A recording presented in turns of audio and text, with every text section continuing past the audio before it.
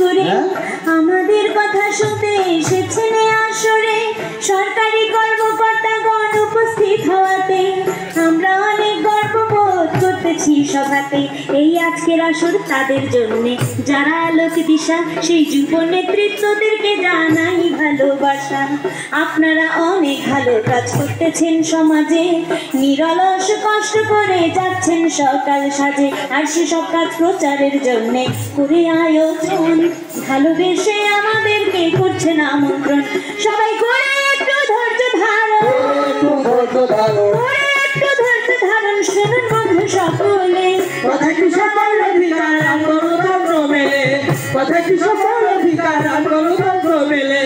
সমাজের সকল সব দূরীভূত না হলে, কথা কি সকল অধিকার আর গণতন্ত্র মেলে, কথা কি সকল অধিকার আর গণতন্ত্র মেলে। এবার আমরা বলতে চাই সমাজের বাস্তবতা, আগেই ক্ষমা চেয়ে নিচ্ছি, কেউ নিবেন না ব্যথা। সমাজে পথ দেখাই আমরা গণ্যমান্য যারা, কিন্তু টর্চের আলো ঠিক মতো ফেলতে পারছি না তারা। অন্ধকারে স্থানে আলো না পড়িলে পরে তবে কি সমাজটা আলোকিত হতে পারে? সব জায়গায় আলো পড়লে হয় পুরো সমাজ আলো, তখন মূলধারার গণতন্ত্র হয় সত্যিকার জোরালো। শুধু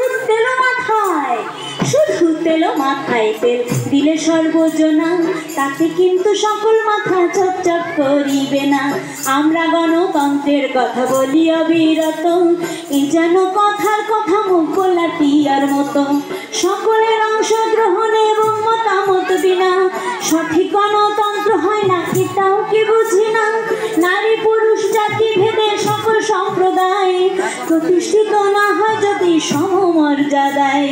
শুধু ভোটের রেজাল্ট দিয়ে গণতন্ত্র হয় না, যুব যারা এই বিষয়টি করছেন বিবেচনা।